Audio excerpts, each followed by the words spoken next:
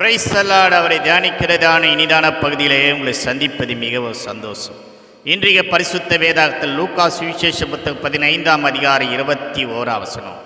உமக்கு முன்பாக பாவம் செய்தே, இனிமேல் உம்முடைய குமாரன் சொல்லப்படுத்து நான் பாத்திரவான் அல்ல என்று கெட்ட குமாரன் சொன்ன ஒரு வார்த்தையை பார்க்கிறோம்.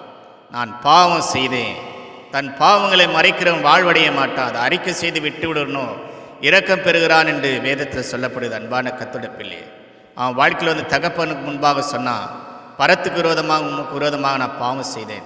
இன்றி கூட அன்பான கர்த்தருடைய பிள்ளையே, உன்னோட பாவத்தையும் உணர்த்தப்பட்டு குத்தப்பட்டு வந்தால் தேவ சமூகத்தில் அறிக்கை செய்யும்.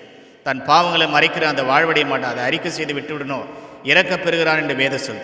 பரிசுத்த வேதாத்திலோட நான் பாவம் செய்தேன் என்று சொன்னங்களை நீங்கள் நான் பார்ப்பேன். அன்பான கர்த்தருடைய பிள்ளையே, முதலாவதாக பார்க்குற யாத்ரா புத்தகம் 19:27 பாவம் சொன்ன ஒரு வார்த்தை, நான் பாவம் செய்தேன்.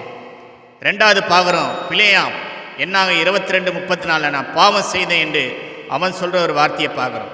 மூன்றாவது பார்க்குற ஆகான் யோசுவா 7:20 பார்க்குறோம், நான் பாவம் செய்தேன் என்று சொல்கிற ஒரு வார்த்தையை பார்க்குறோம். நான்காவதாக பார்க்குற தாவீது 2 சாமுவேல் 12:13 பஸ்துக்கு விரோதமாக நான் பாவம் செய்தேன் என்று சொல்கிறான். ஐந்தாவதாக பார்க்குற சவுல் 1 சாமுவேல் புத்தகம் 15:24 நான் பாவம் செய்தேன் என்று அவனும் சொல்கிறத பார்க்குறோம்.